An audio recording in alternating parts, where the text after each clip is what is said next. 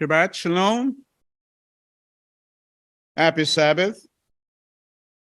This morning, I would like for you to join me in the book of Bereshit, chapter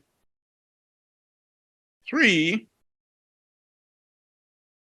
That's the book of Genesis.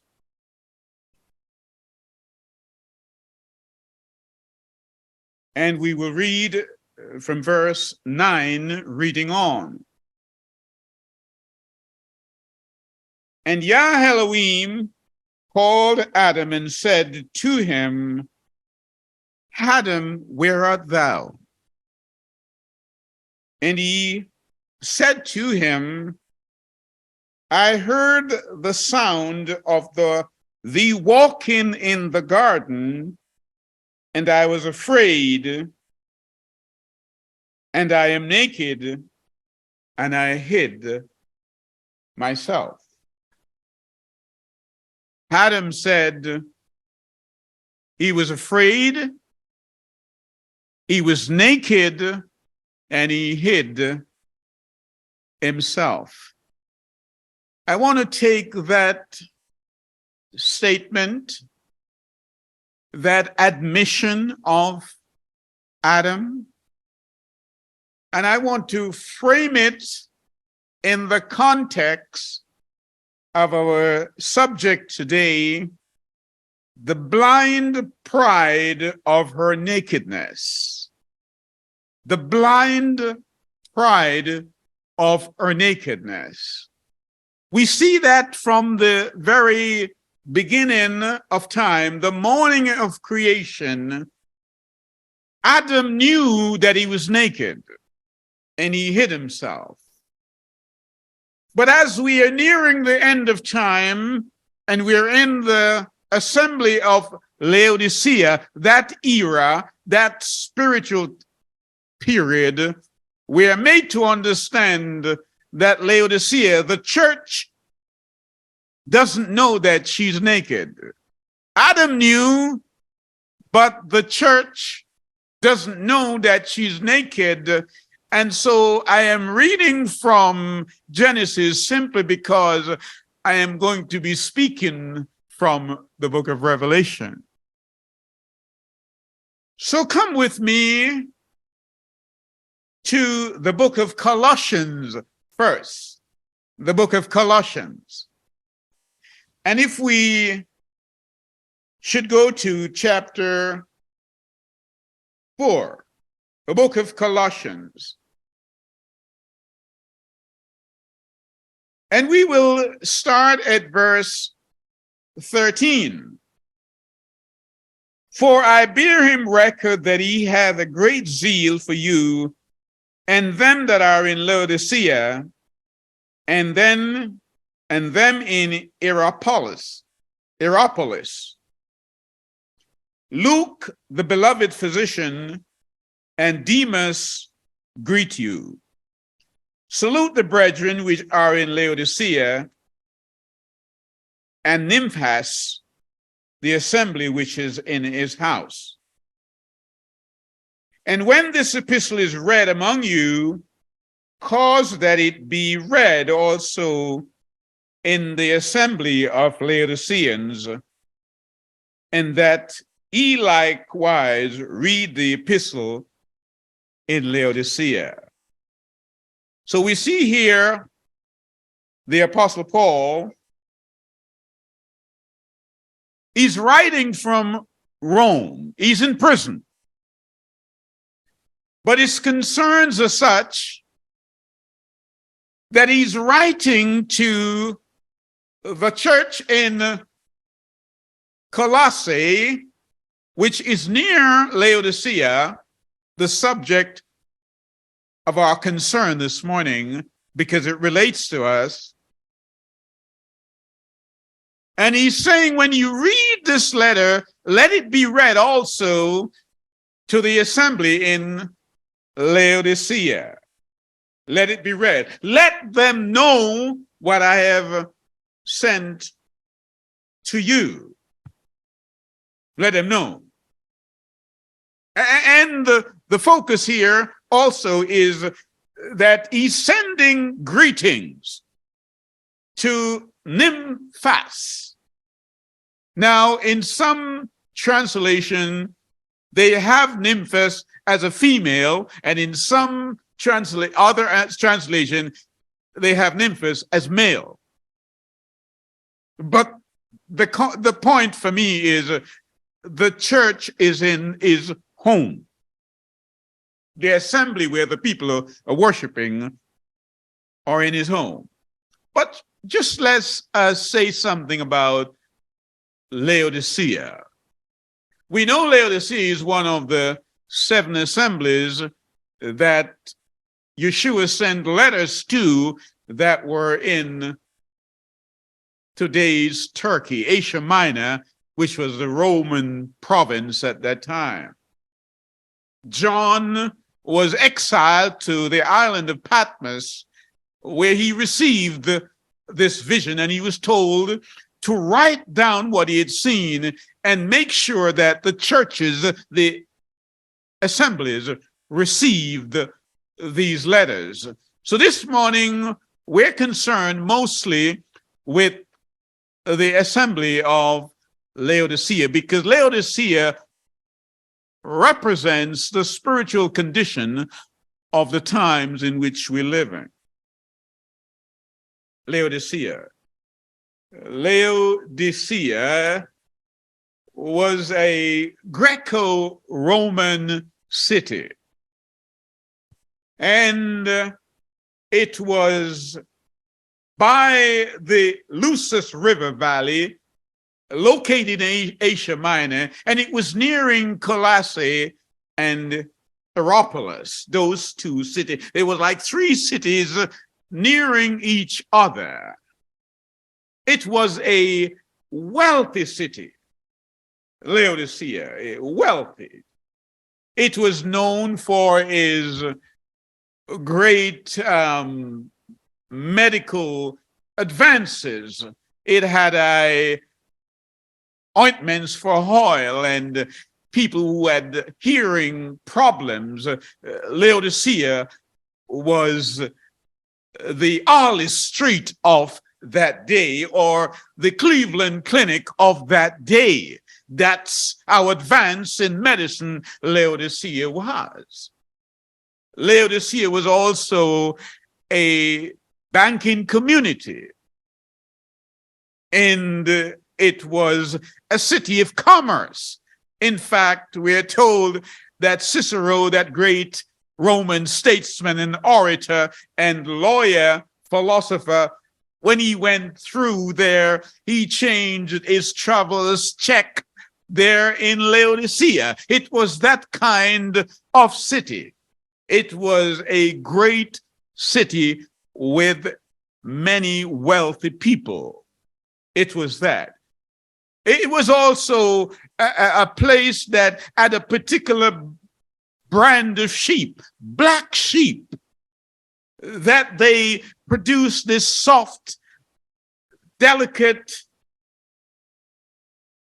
great kind of black wool that was not found anywhere else. And if you wore a Laodicean black wool coat, they knew that you belonged to the elite.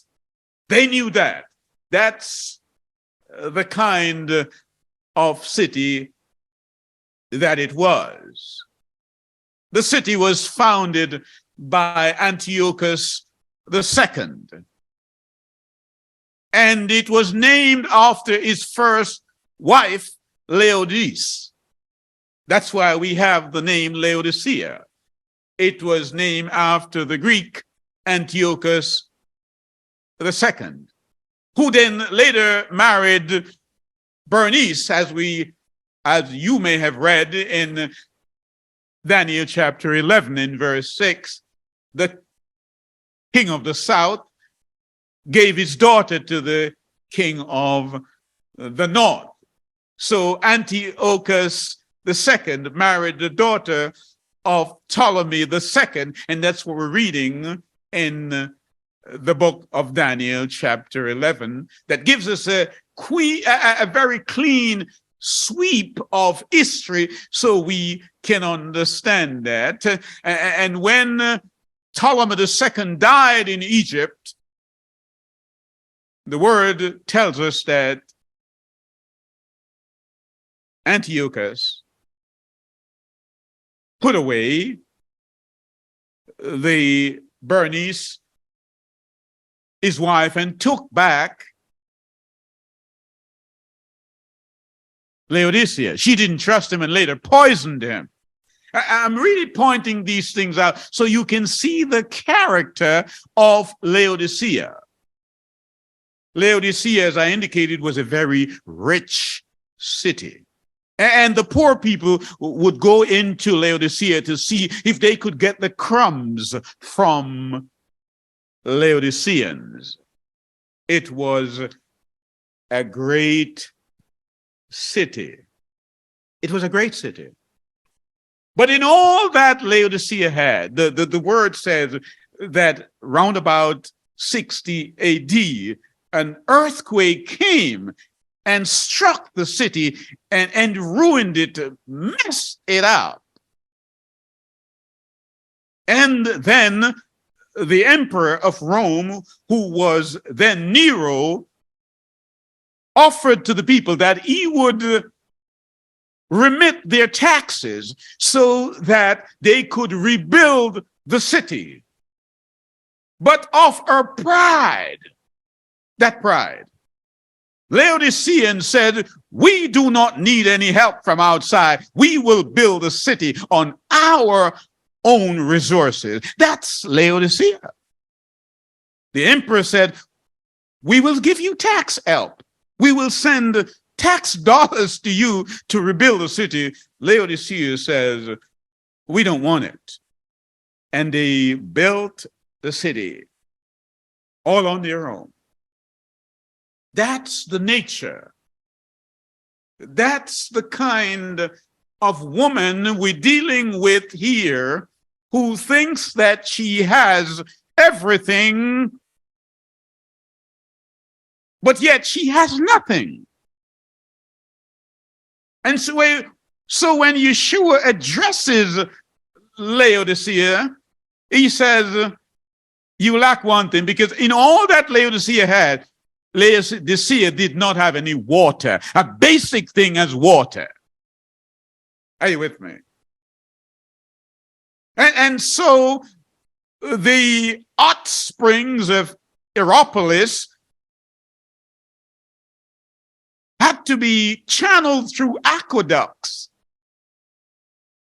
to Laodicea. And Colossae, which is also nearby, is where the cold springs were. And Hierapolis was about 6 miles from Laodicea.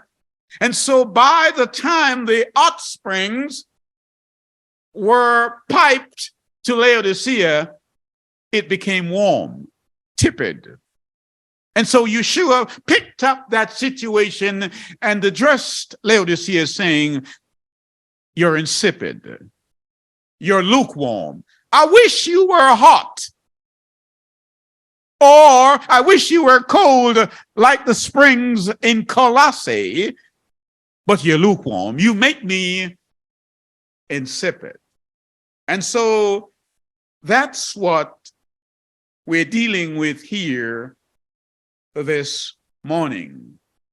Paul writes to the Colossians and say, let my letter, let my epistle be read by the Laodiceans as well. But there is something else I want to take note of. Come with me to the book of Romans. Romans chapter 16. Let's deal with that. Romans chapter 16.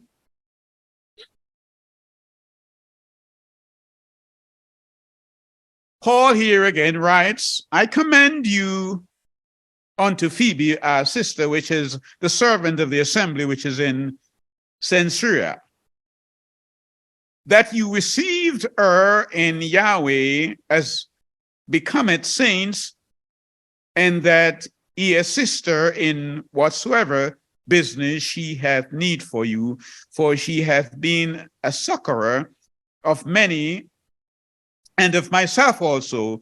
Greet Priscilla and Aquila, my helpers in Yeshua, the Messiah, who have for my life laid down their own necks, unto whom not only I gave thanks, but also all the assemblies of the nation.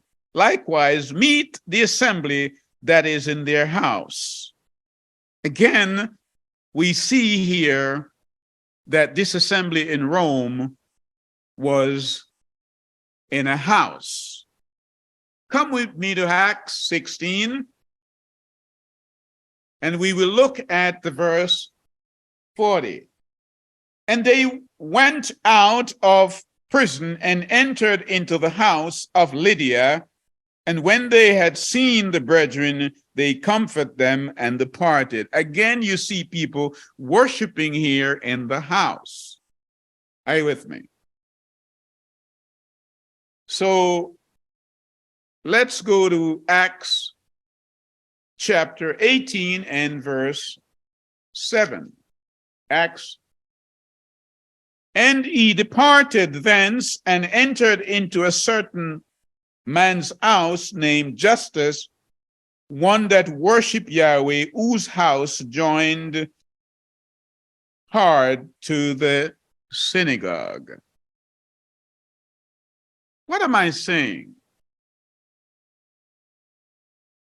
What am I saying? At what point do I wish to make to bring your attention to these things? We could also look at Philemon 1:2, because we see there also that the church was in a house. May I therefore submit this view to you, that often when we read these books, these epistles, we assume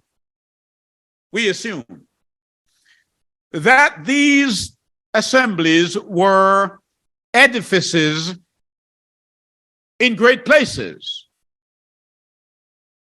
standing in great city. I want to remind you that the passage here that we're dealing with is looking at a first century assembly or church. The first century. I want you to get that, because they did not have the privileges that we have today. Until the edict of Milan in 313 AD, Christianity could not worship freely in the Roman Empire. They could not. It was then Constantine in 313 AD decided that Christianity should be given the same recognition, because he had a dream and he saw a cross. And in the dream he was told, on this sign you shall conquer. And therefore he legalized Christianity, which later became the mainstream religion of the Roman Empire. But up until that time, in this first century, the church could not worship freely as we do today. And I want you to understand that when we read of the seven assembly, we must not conceive in our thoughts, however wildly, that they were like the assemblies we have today. The letters that Paul wrote to many of these, he wrote to house churches. So may I suggest to you and deposit this view that the church of Laodicea was a house. Even as the other 6 assembly, they were house churches deposited in people's house. That's where they were. In fact, only recently, I think a couple of years ago, they found a house in Laodicea which was 20 rooms large. 20 rooms. And in there, the archaeologists said there was a church in that house, and we believe that church or that home belonged to Nimtas, who was the keeper of that house and of that church. So the Laodicea church is a house church. Wasn't connected to any conferences as some churches do today. So Paul, from his prison cell, was writing to the house churches. So it was in the beginning, so shall it be in the very end of time, that people will recognize the quality and the beauty of holiness, that it will be in home churches, not in the great edifices and the assemblies that we see on TV. Let's not be confused. So he wrote, let's go back and look at it. For emphasis, Colossians chapter 4. He's telling you that Luke, the beloved physician. I wish we could say that loudly today, that our physicians are all beloved. Are you with me? He's talking about Laodicea here. And Laodicea, as I indicated before, was the Bupa of that age. You want a good insurance? Go to Bupa. And if you wanted good advice, doctor advice, go to Laodicea. They had everything except water, a very basic thing. But they were arrogant, rude. But Paul says here, Luke, the beloved physician, and Demas greet you.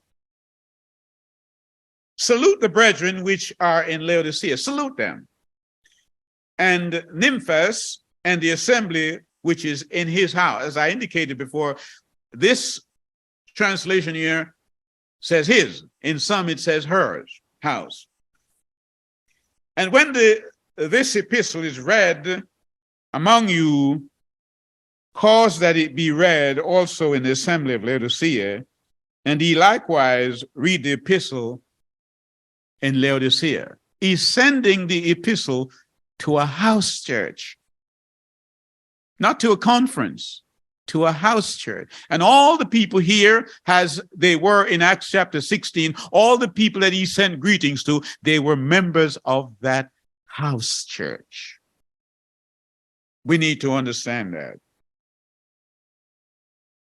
But this is like 30 years before John had his vision. This church was going okay in Laodicea. What happened later on? What happened? Well, let's go and look at what the Messiah had to say. You know, it's no good saying we started out okay if you didn't finish the race. So Laodicea started out okay. It was doing well. There were great members there. Despite their wealth, the people recognized who Yah was. And Paul, from his prison cell, was able to send greetings to them and say, let this be read, send greetings to all the people in Laodicea. But we mustn't forget the character of Laodice. of whom the city was named. So come with me to chapter 3 of Revelation. Chapter 3, and we'll begin at verse 14. So we're now like 30 years subsequent to Paul's epistle. And unto the messenger of the assembly of Laodiceans. Hear me, it's one church, but many members. To the assembly, singular. To the Laodiceans, plural. Right?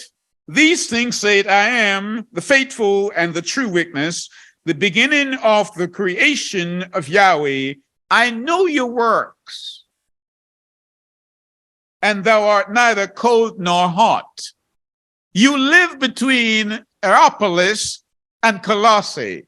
And by the time the water comes from either of those places, it's lukewarm, Laodicea. I know your work. I know you are materially rich, but you don't even have the basic need, which is water. You don't have that, Laodicea. I know that. You are so rich and pompous and prideful that even when Nero asked you, can we build a city for you? Because you have so much money, you thought you don't need anything from anybody, and therefore you neglected that. I know your works, Laodicea. So then, because thou art lukewarm and neither cold nor hot, I will spew you out of my mouth. Oh yes, Laodicea, you are insipid. He's speaking to the last day assembly. Don't miss that. Whose character is like the wife of Antiochus II, who is the daughter of Ptolemy II. That's the character.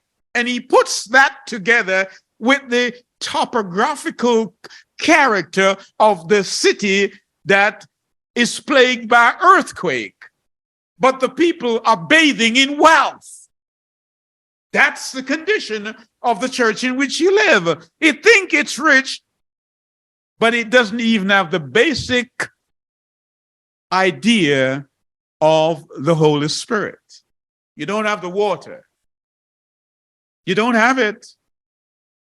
These are not my words.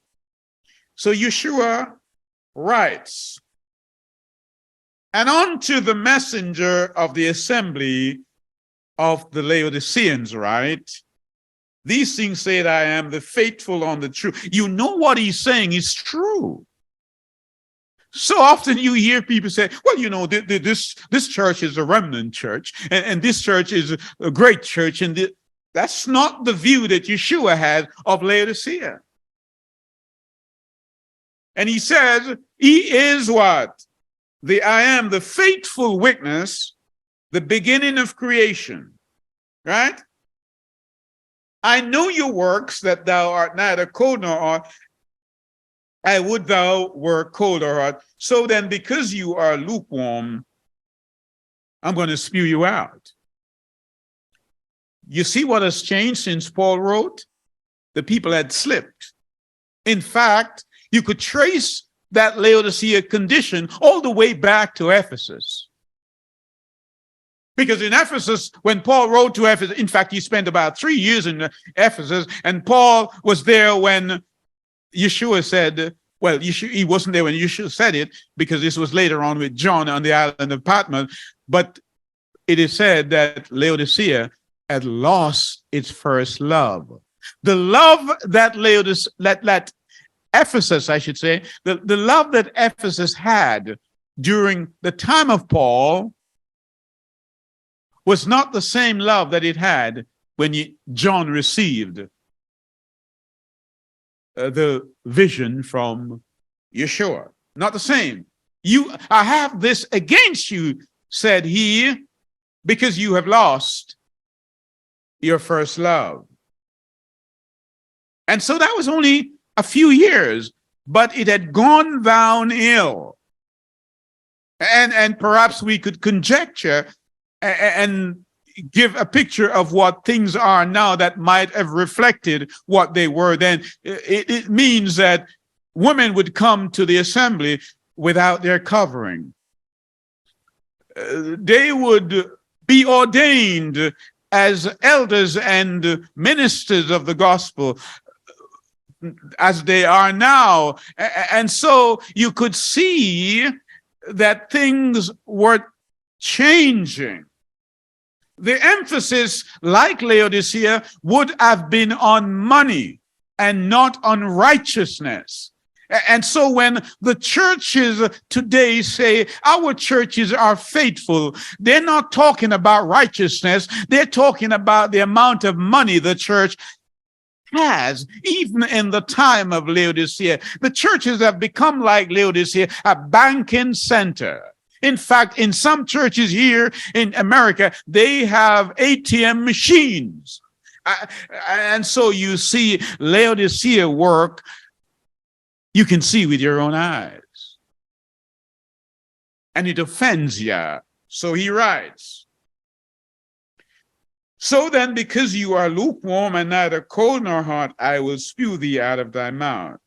Because thou sayest, I am rich, and increase with goods, and have need of nothing, and knowest not that thou art wretched and miserable, and poor and blind and naked. You didn't hear me.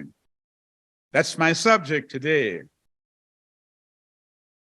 As I started out, I said, Adam knew that he was blind, in that he couldn't see what he should have seen. He was naked. Are you with me? He said, I was naked. He has an idea. He had a notion he was naked. Laodicea doesn't have that. Let me read it again for you, what Yeshua is saying about. Verse 17, but thou sayest, I am rich and increased with goods, and have need of nothing, and knowest not that thou art wretched. It doesn't know that it's wretched, and miserable, and poor, and blind, and naked. You just think of that. You're walking down the street without clothes. That's Laodicea.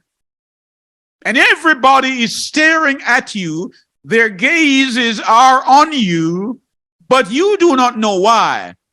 You are bumping into all kind of people and all kind of things, but you don't know they're looking at you simply because you're blind, Laodicea. That's the church that we're dealing with and the character of the church of this age. I counsel thee to buy of me what? Gold tried in the fire, that thou mayest be rich, and white raiment, that thou mayest be clothed, and that the shame of thy nakedness do not appear, and anoint thy eyes with what? The irony is here, Laodicea was a place that provided medical treatment for people with blindness. But now Yeshua is saying, you are blind. You see the irony? The Laodiceans, they wore this black woolen garment that you had to be rich to purchase it, but Yah is telling them, you don't have the right raiment. Wow, this is quite interesting. They were well dressed, even as some people are when they come to the assembly these days. They have the churches and the members, particularly the women, they have the finest Gucci's. They have Jimmy Choo.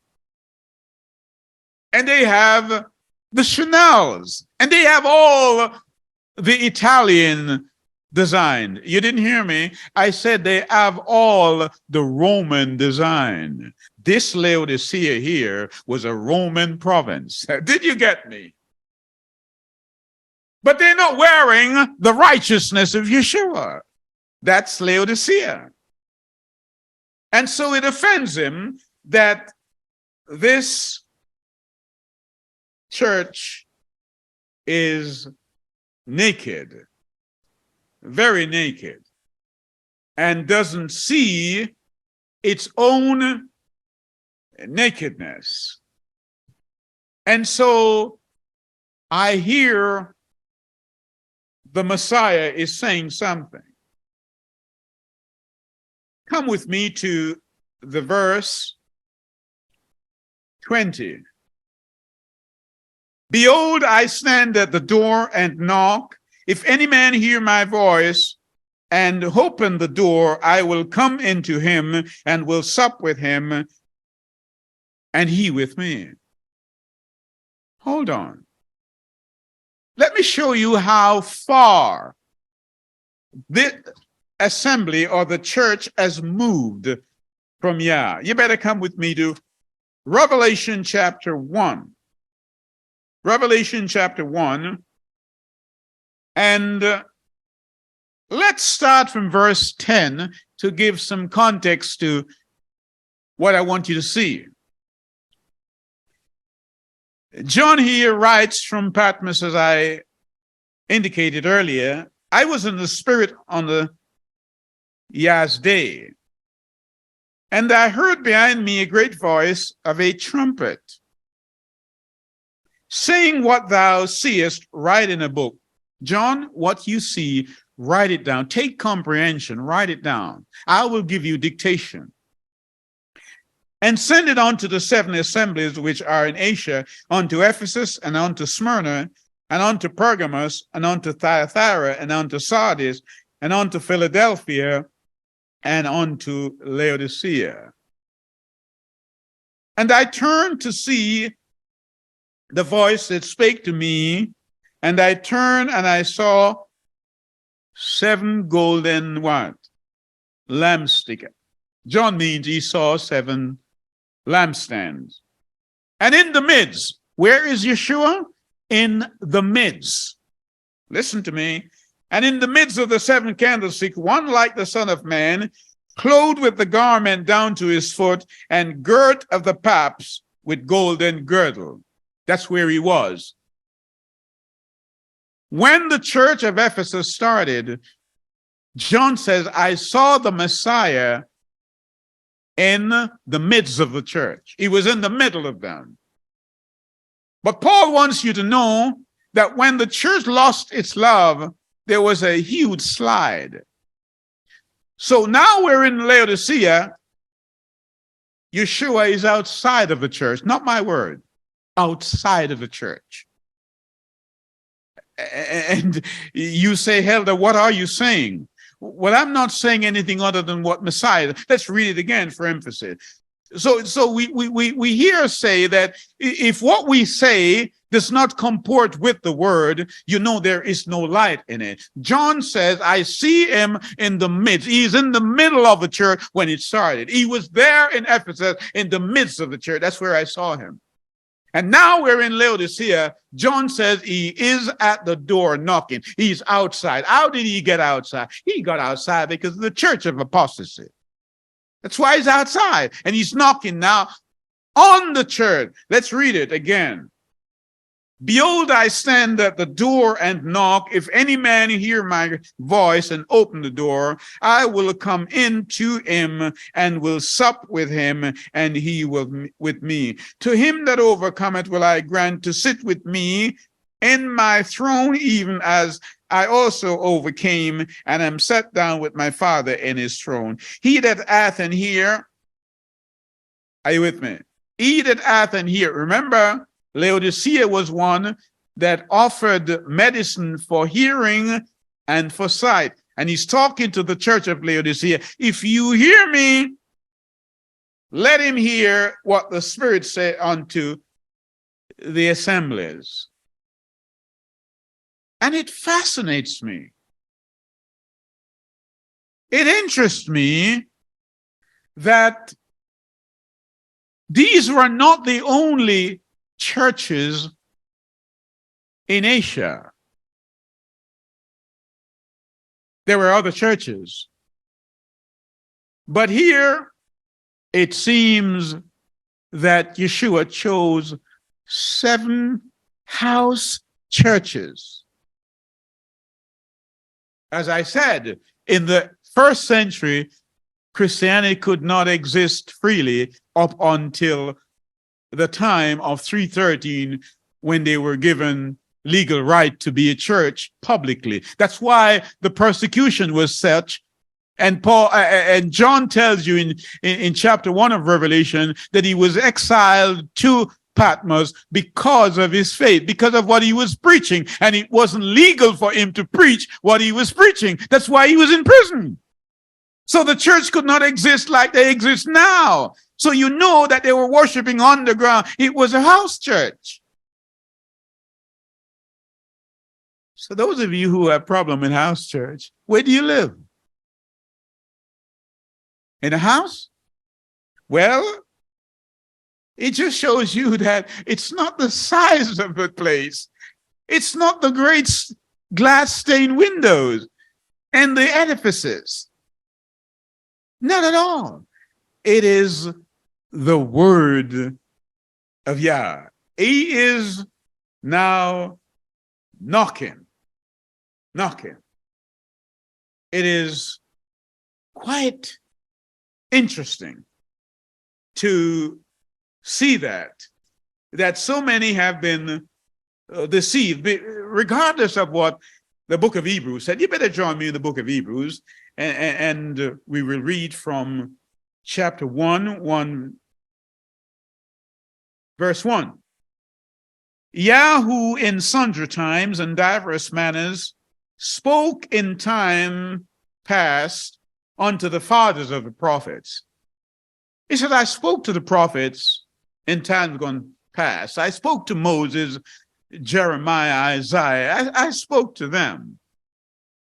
In these last days, in the days of Laodicea, spoken unto us by his son, who? Yeshua, whom he had appointed heir of all things, by whom also he made the worlds, who being the brightness of his glory and the express image of the person, and upholding all things by the word of his power, when he hath by himself purged all sin, sat down on the right hand of the majesty of high. He's speaking to us right now through the book of what? Revelation. That was given to us to read and to understand. And he's saying this church that started with such zeal back there, the early church, where the Holy Spirit was so present that people, when Paul walked, people who walked beneath his shadows were healed. People would come out in cots and in carts and were carried to these places, and they would be healed. Paul was one day stung by a serpent, and he just picked up the serpent and nothing happened, and the people marveled how filled he was with the Holy Spirit. The Bible tells us that James and John were walking up by the gate of the assembly one day, and there was a man who was sitting by the gate of Beautiful and was begging money, and Peter looked at him and said, Sir, silver and gold we do not have. We don't live in Laodicea, sir, but such as we have, we give unto you. Rise up and walk.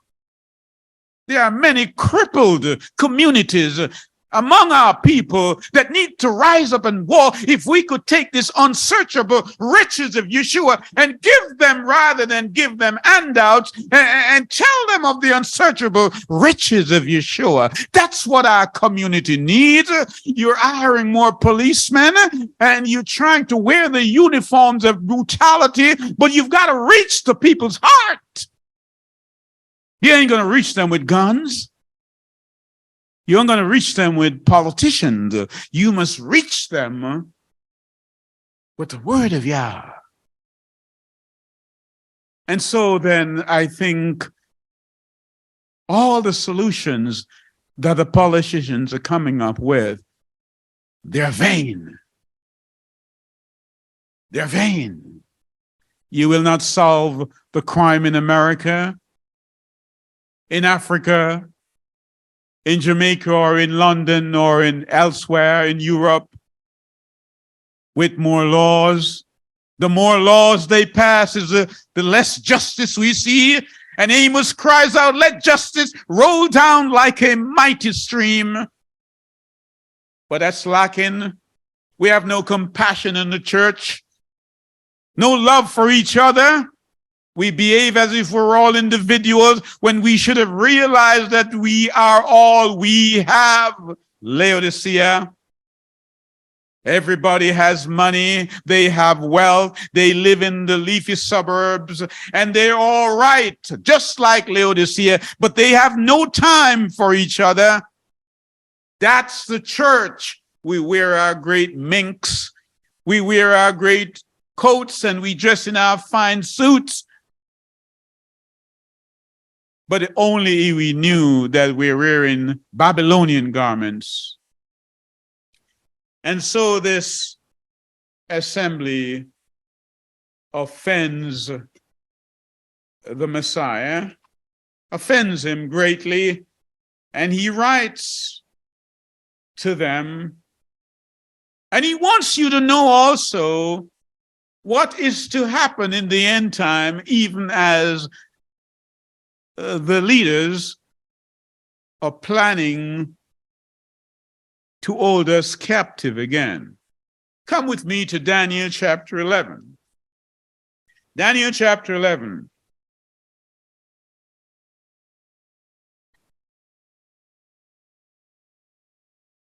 Daniel here says, also I, in the first year of Darius the Mede, even I stood to confirm the strengthening him. And now will I shew thee the truth, behold, there shall stand up yet 3 kings in Persia.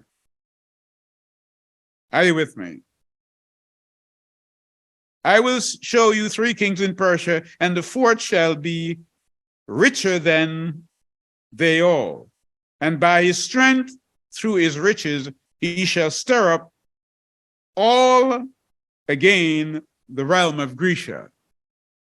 Daniel wants you to know that. So the kings, Darius, Cambyses, Cyrus, and the 4th one was what? Xerxes. This is a prophecy that leads to the end time, and we need to grasp it. He said, the 4th king, Xerxes, is going to be greater than and richer than all of them. Are you with me? And he goes on, and the mighty king shall stand up and shall rule with great dominion and according to his will. And when he shall stand up, his kingdom shall be broken and shall. So Darius here, he later on took on Greece. And you read that in Daniel chapter 7, don't you? When you talk about the egot and the ram, you see that.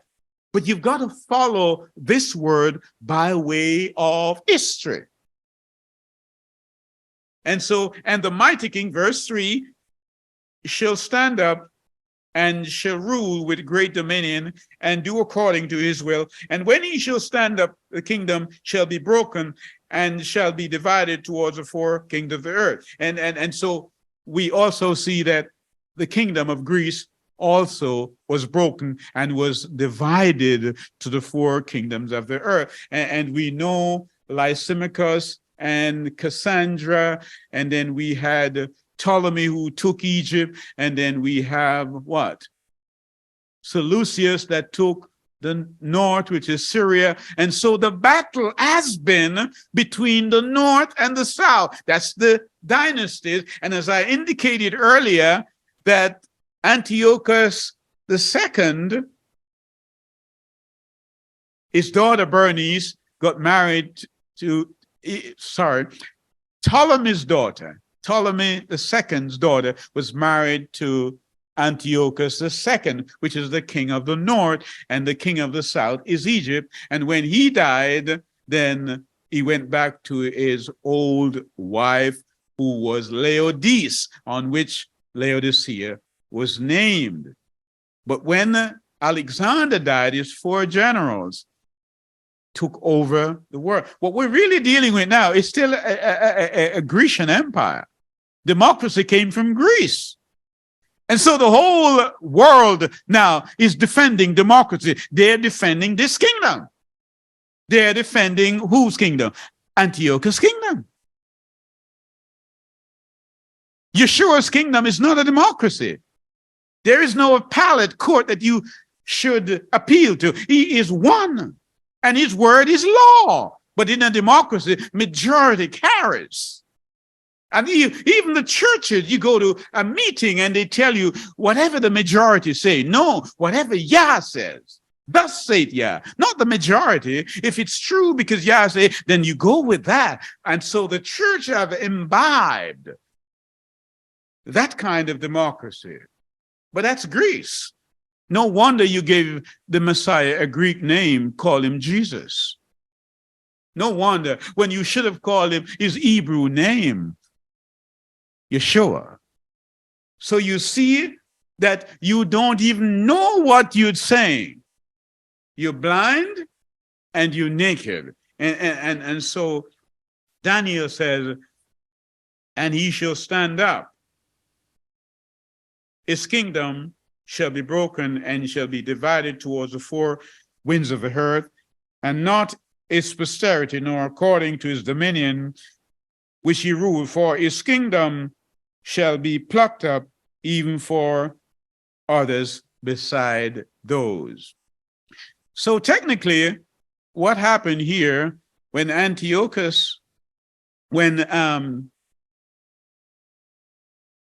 Alexander the Great died, and his 4 generals shared up the empire, and they took over the world. Not only did make Israel Greek-speaking people, but they changed their laws. And you read all that in the episodes of what? What book? The Maccabees, of course. You see that in the Maccabees. But they took the Maccabees out of our Bible. And so you miss all that history of what Greek did to Israel. And Greek is still doing that to you in the form of democracy, but you're not seeing it. Why? Because you're blind.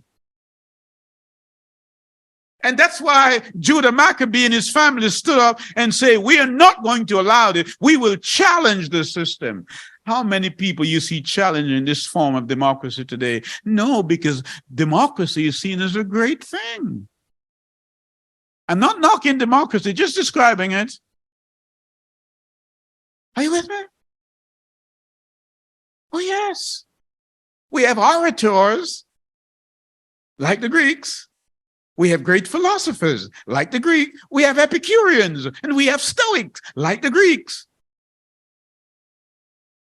But we also have an unknown God because we don't know this God.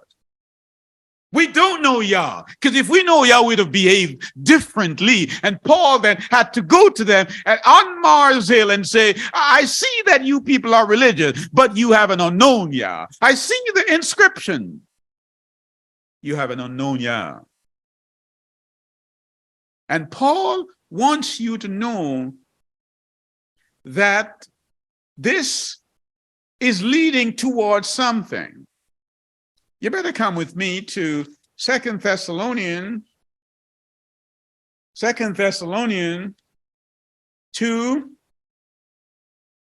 and what? Verse 3. What Paul has to say? 2 Thessalonians.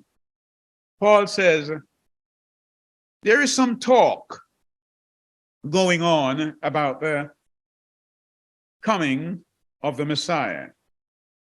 He says, now we beseech you, brethren, by the coming of our Savior, Yeshua the Messiah, and by our gathering together unto him, that ye Be not soon shaken in mind or be troubled, neither by spirit, nor by word, nor by letter, as from us. He said, if you get a letter saying anything other than what we have said, it's not from us.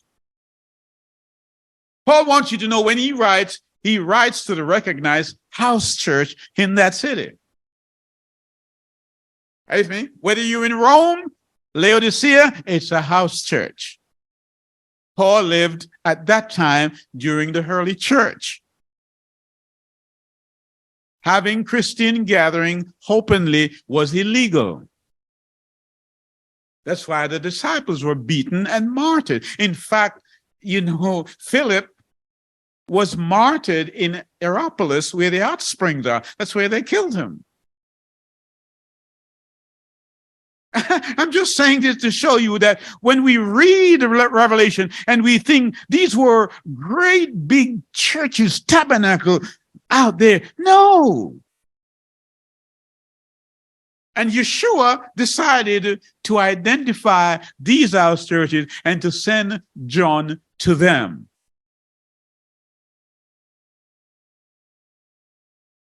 And now, house church? People want to know. You remember that day when Yeshua was ascending, in Acts chapter 1, and the angels came, and say, ye men of Galilee, you see him go up, he will come down. But before he left, what did he say? He said, don't leave Jerusalem. Don't leave Jerusalem, because 10 days from now, the Holy Spirit is coming, and he's going to bring some good things for you. Don't leave. They went up into the upper room. It wasn't the temple, it was a house. Let me say that another way. That the upper room where the 120 people met was a house. And I believe it was Mark's mother's house. She was a wealthy woman.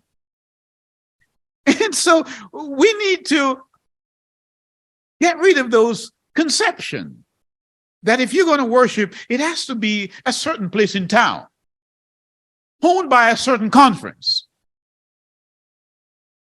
preached over by a certain pastor or a certain bishop or a certain priest. No. When we go back, as the sister read so eloquently this morning in chapter 19 of Shemot, Exodus 5 and 6, she made it known that Yah himself said to Israel, we the descendants of, that I'm going to make you what? A holy nation, a nation of priests. And so we're glad to say that we are part of that, what? Priesthood of Yeshua. And so we urge you to join a priesthood of Messiah rather than a denomination that has its own creeds. Thus saith Yah. That's the word. If they speak not according to the word, Isaiah 8 and verse 20, there is no light in them. It's true. And you have denominations now, Laodicean era, saying the laws are done away with. And they say to you, all we need to do is love. Did you hear that? They say, we don't have to keep the law. All we need to do is love. And Yeshua comes back at them and say, if you love me, what must you do? Keep my commandments. What are they reading? The telephone directory? It can't be there. So let's look at Paul again. In 2 Thessalonians chapter 2, Paul wants you to know that don't listen to the rumors. He says, verse 2, that he be not soon shaken in mind or be troubled, neither by the Spirit, nor by word, nor by letter as from us, as that day of Messiah is at hand. Let no man deceive you by any means, for that day shall not come, except there be a falling away first. Paul said you're going to see apostasy in the church before the Messiah comes. and the man of sin be revealed, the son of perdition, which is what Daniel chapter 11 is dealing with. Daniel gives us a clean sweep and unfolds to us that when this man comes, because of the conditions that are being laid now, everywhere you go, people are lying, people are stealing, corruption in that government and that government over there, and the one be. This is the world.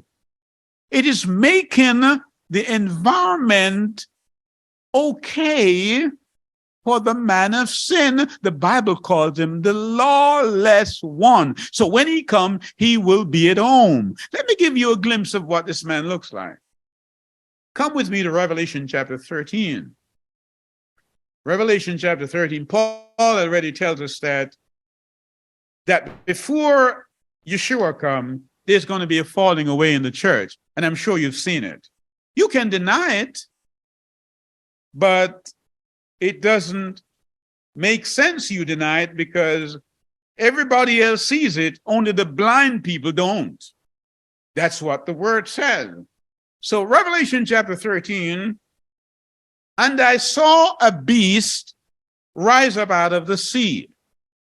We know that prophetically because Revelation 17 and verse 15 tells us that sea represents people. So this beast comes out of the sea, a multitude of people. That's what he's saying.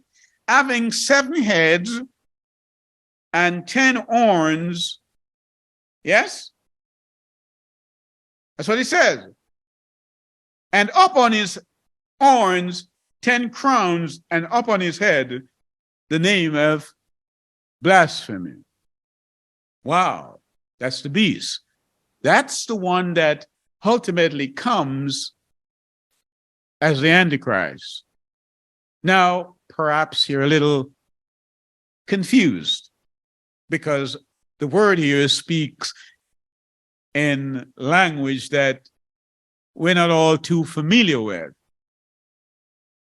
And the beast which I saw was like unto a leopard, and his feet were as the feet of a bear, and his mouth as the mouth of a lion, and the dragon gave him his power and his seat and great authority. Now, we won't go there, but if you trace this back to the book of Daniel, when Daniel had he unfolded the dream, interpreted the dream for the king, letting him know there were 4 kingdoms. After. There was Babylon, there was Media-Persia, and there was Greece, of course, and there was Rome. 4. We're told in Revelation chapter 13 that this beast has 7 heads. Wow. So how do we reconcile this with Daniel chapter 2 to get 7 heads? Remember, Greece, when we read, has 4 horns. Horns represents power. Are you with me? So Greece itself was a kingdom, and then you have Egypt, which was taken by Ptolemy, and then you have Syria, was taken by the Seleucid, and then you had the kingdom that took the Persian Empire, and then Turkey, which was the 3rd horn. So 4 and 3 is 7. 7 heads. Now, you're still confused, aren't you? Because you didn't get that. Let me clarify, or at least make an attempt, give you a sketch of what clarification looks like. Let's come to Revelation chapter 17. Revelation chapter 17. It says, and there came one of the 7 angels which had the 7 vials, and talked with me, saying unto me, come hither, I will show you the judgment of the great whore that sitteth upon many waters, with whom the kings of the earth had what? Committed fornication, and inhabitants of the earth have been made drunk with the wine of her fornication, false teaching. So he carried me away in the spirit in the wilderness, and I saw a woman sit up on a scarlet-colored beast, full of names of blasphemy, having 7 heads and 10 horns. Did you get it? The woman, this false church in Revelation chapter 17, is riding the beast of Revelation chapter 13. Did you get it? All right, let's move on. You got that. The woman, the false church, is riding the beast. So when you see certain things happen in the church and you marvel, go back to what Paul says in 2 Thessalonians chapter 2 and verse 3. He says, this day would not come, that's the Messiah is coming, until you see the apostasy, the falling away in the church.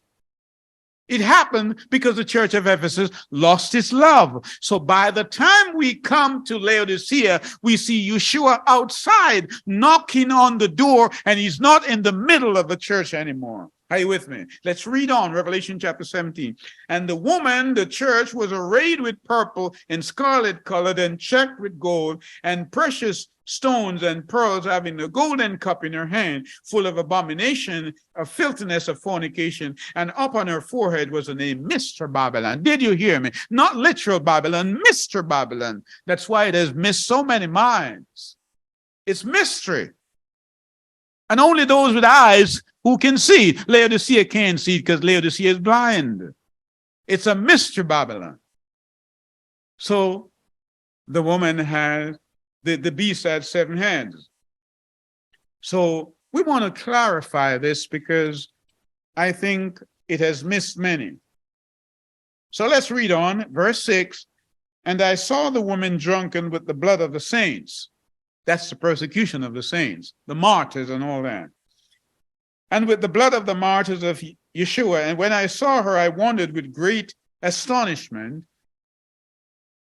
And the angel said to me, wherefore art thou astonished? I will tell you the mystery of the woman and of the beast that carrieth her, which hath the 7 heads and 10 horns. The beast that thou sawest was and is not, shall ascend out of the abyss and go into perdition. And they that dwell on the earth shall wonder, whose names are not written in the book of life. Did you hear that? People are wondering about these things. And then we know why they're wondering. It's because their names are not inscribed in the Lamb's book of life. Understand that. Now, John wants you to know. John is not talking to foolish people here. John wants the wise to listen. Verse 9. And here is the mind which hath wisdom. The 7 heads are 7 mountains on which the woman sitteth. I won't go there, but I'll just tell you, if you read Jeremiah 51 and verse 25, you will see that the mountain is not talking about physical mountain. It's talking about the mountain. Mountain represents kingdoms. Mountain represents kingdom. That's why in chapter 9 of Daniel, you see Daniel praying for the holy mountain. He was not praying for some mountain in Jerusalem. He was praying for what? The kingdom of Yah. So now that you get that, right?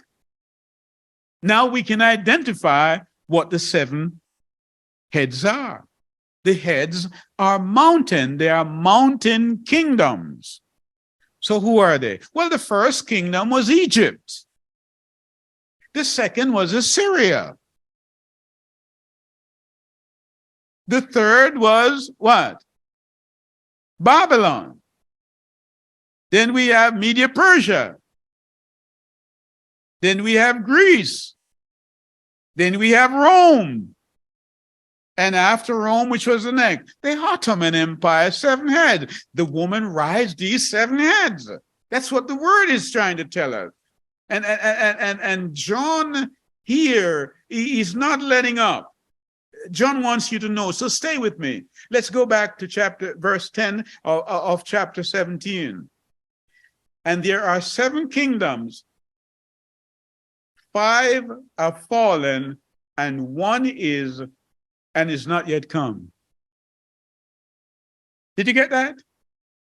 At the time that John received this vision from Yeshua, John says 5 of those kingdoms are fallen. Who were they? Egypt was no longer the force it was. It was not an empire. Assyria wasn't either. Babylon had fallen. Media-Persia was out of the way. Greece was out of the way. The ruling power at the time that he received it was the Roman Empire. And he says 5 are falling, so Rome must have been the 6th.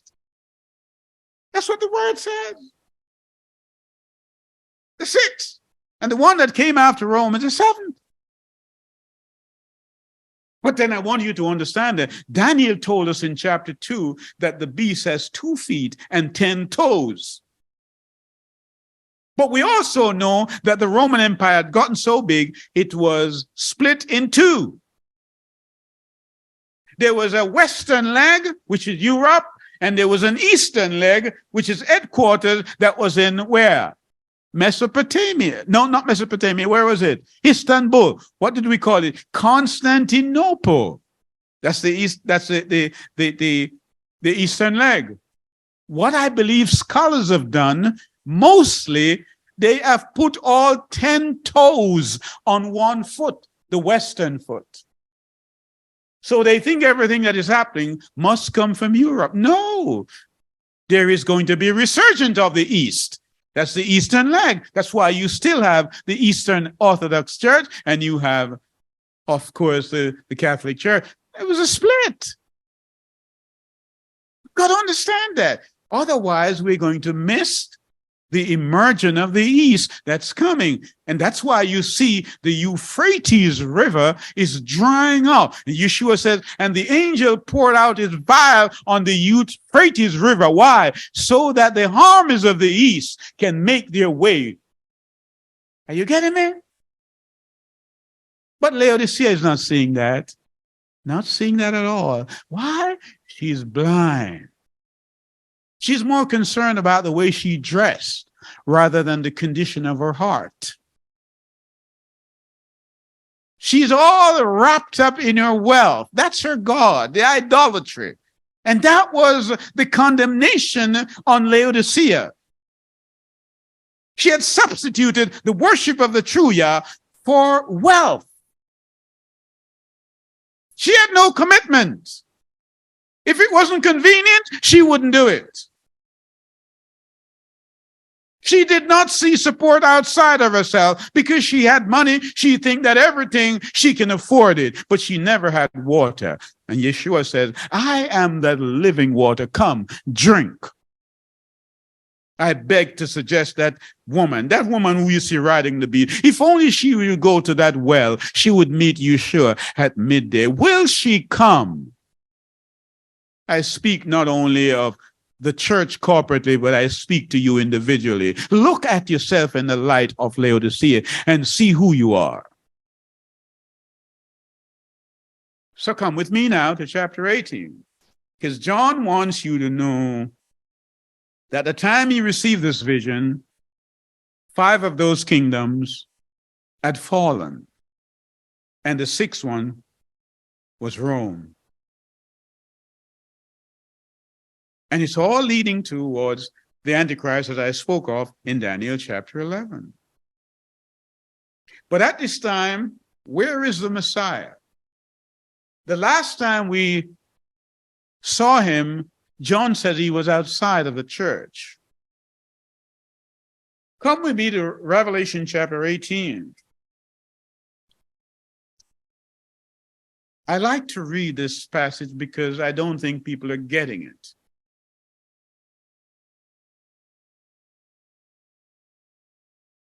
I'm going to read from verse 21 to verse 23. And I'm going to read it slowly so that you understand it fast. And if I read it fast, then perhaps you will understand it slowly. And the mighty angel took up a stone like a great millstone and cast it into the sea, saying, thus with violence shall the great city Babylon be thrown down, and shall be found no more at all. This is not Saddam Hussein Babylon. Remember that. That was a foreshadowing of Mr. Babylon. And the voice of the harpers and the musicians and the pipers and the trumpeters shall be heard no more at all in thee, and no craftsman of whatever craft he be shall be found any more in thee, and the sound of the millstone shall be heard no more at all in thee. What a sad old man. Mr. Babylon, that woman you see riding that seven-head beast. Now, the church is supposed to be a light unto the world and the salt to manure and make things grow. But she's on the back of the beast. I didn't write this. Verse 23, and the light of the candle. Remember, John said he saw the candlestick, the lampstand, the church. The light of the candle shall shine no more at all in thee. Did you get that? And the voice of the bridegroom. You didn't hear me. I said earlier when I read about Nymphos and the house church, Nymphos means the bridegroom. The voice of the bridegroom and the bride shall be heard no more at all in thee, for the merchants were the great men of the earth, for by their sorceries were all nations deceived. John says, at this time, when Yeshua is outside, the churches are closed. In heaven's context, closed. You will not hear the bridegroom voice. At this said time, the great men of the earth are this, what? The word here used for sorcery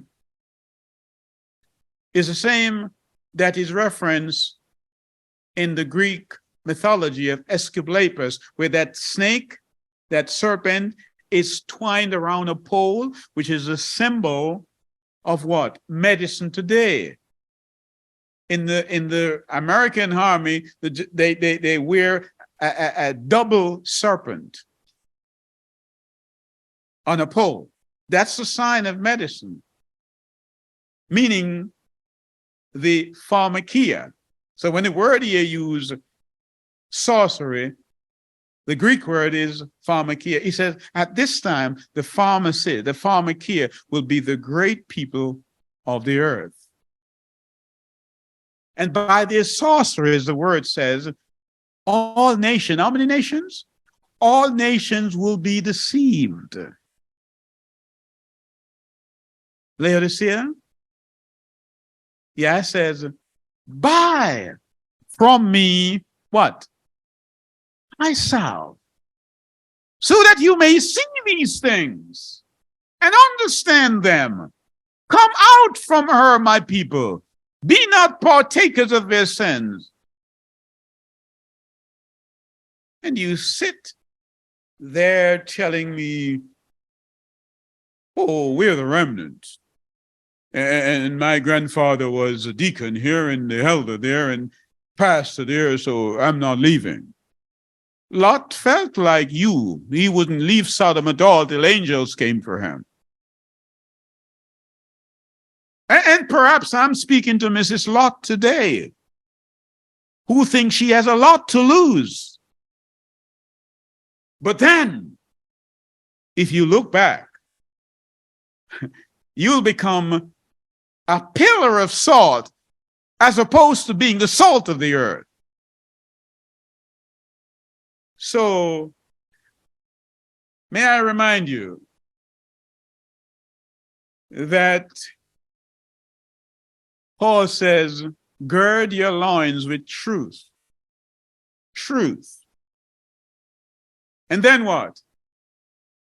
Put on the what? The breastplate.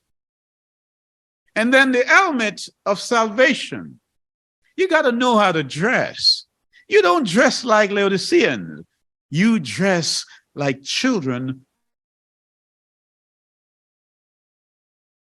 Are you with me? Put on the whole armor. Don't leave anything, because Satan is throwing his darts. But because we belong to the kingdom of Yah, when he starts any war, we can summon Michael. Are you with me? So let's close on this, because Michael is just waiting for your to hear your prayer to Yeshua so that he can summon him. What does he say? Daniel chapter 12. At that time, what will happen? What does he say? At chapter 12 of Daniel. And at that time shall Michael stand up, the great prince, which standeth for the children of thy people, and there shall be a time of trouble such as never was since there was a nation, even to the same time, and at that time thy people shall be delivered, every one that shall be found written in the book. Every one of us whose names are inscribed in the Lamb's book of life will be written, but we have to be sealed in. Well, there are two types of sealing going on. Satan is giving his mark, and Yah is trying to seal his people in righteousness. Let us be among the righteous so Yah can seal us. In Yeshua's name I pray. Hallelujah.